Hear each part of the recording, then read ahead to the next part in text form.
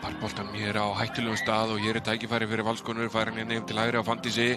Fanndís reynir að finna fyrirgjöfina og setur hann á rassinn hérna og kemur svo með boltanum á teiginn og Nadia Atladóttir að koma Val yfir á 24. mínútu. Dýrkeypt mistök hérna hjá F-ingum sem að verða til þess að Nadia Atladóttir smelli boltanum í fjærhornið. Fanndís Friðriksdóttir hérna gegn Vigdísi Eddu og fer illa með hana. Rennir hann tapar boltanum á stórhættulegum stað Isabella og Elísa með skotið af varnarmanni. Og þetta algjör mistök hérna hjá Jónínu Linnet sem að Nadia Atladóttir nýtir sér til fullnustu og kemur Val í 2-0. Já, þetta voru virkilega klaufaleg mistök þarna.